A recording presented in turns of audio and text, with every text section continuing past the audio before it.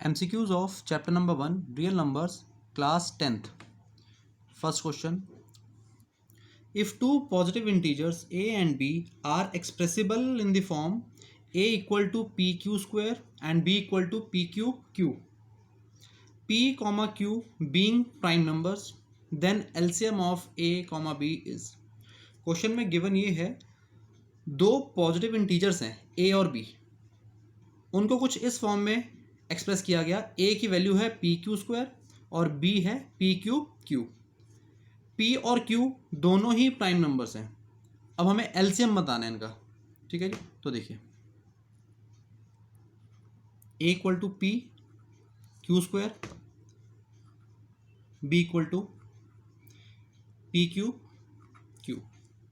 एक छोटी सी बात ध्यान रखना, कभी भी आपको एचसीएफ और एलसीएम निकालना हो इस तरह से तो कैसे करना है. देखो,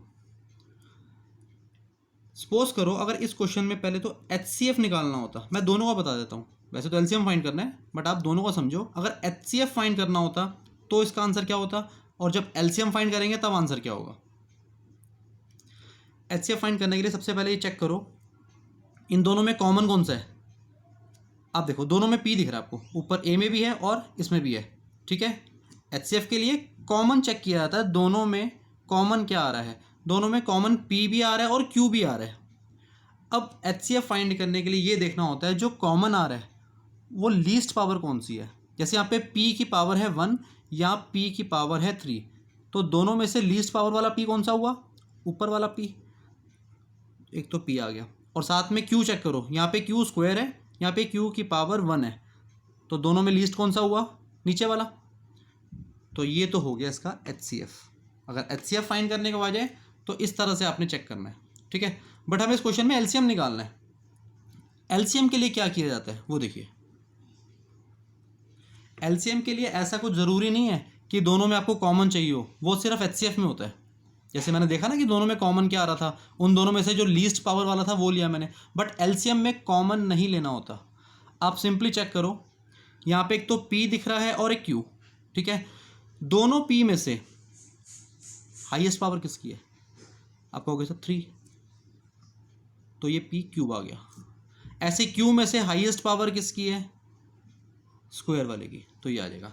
अब बात आती है, सपोज यहाँ पे p ना होता तब क्या करते, तो तब भी हम क्यूब को ही लेते हैं, क्योंकि मैंने पहले बताया एलसीएम के लिए हमें कॉमन नहीं देखना होता, हमें सिंपली चेक करना होता है कि हाईएस्ट पावर किसकी है और कौन सी है, हम वो यहाँ पे मेंशन कर देते हैं. ठीक है, तो ये इसका एलसीएम आ गया, p cube q square, p cube q square. Yes, C part correct.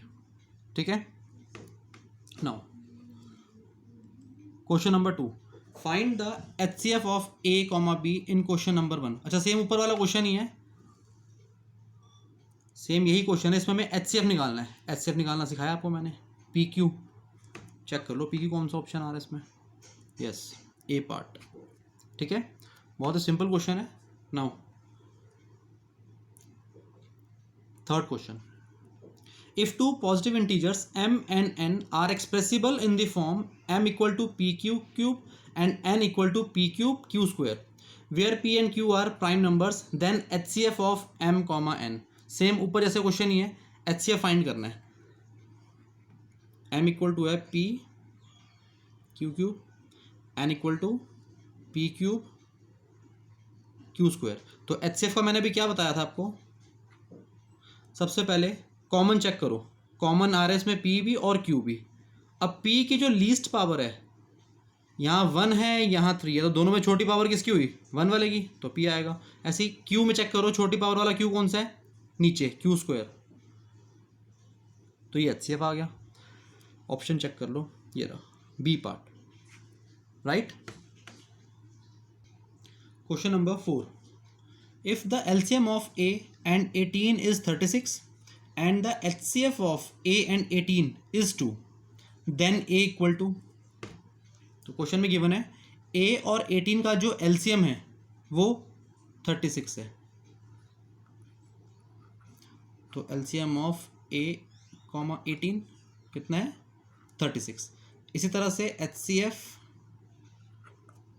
of a, 18 is 2.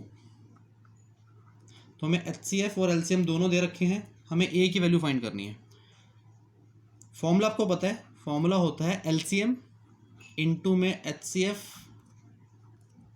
Equal to A into B। ठीक है, ये फॉर्मूला होता है। LCM कितना है? 36, HCF 2, A को आप A रहने दीजिए और B की वैल्यू 18। जो दो नंबर्स होते हैं A और B, फर्स्ट ये होता है और सेकंड ये। ठीक है, तो ये A और B हो जाएंगे, A इंटू में 18।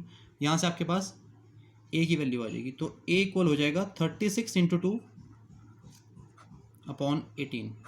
18 2 ज़ा 36, 2 इंटू 2 4, यानी C option. Okay, question number 5, HCF of 95 and 152 is.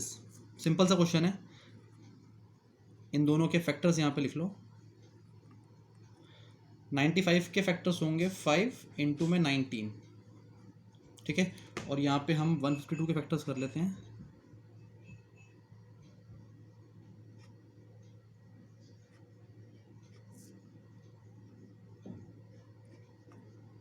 तो ये आ जाएगा 2 क्यूब इंटू में 19। तो HCF फाइंड करना है, यानी कॉमन आ रहा है 19।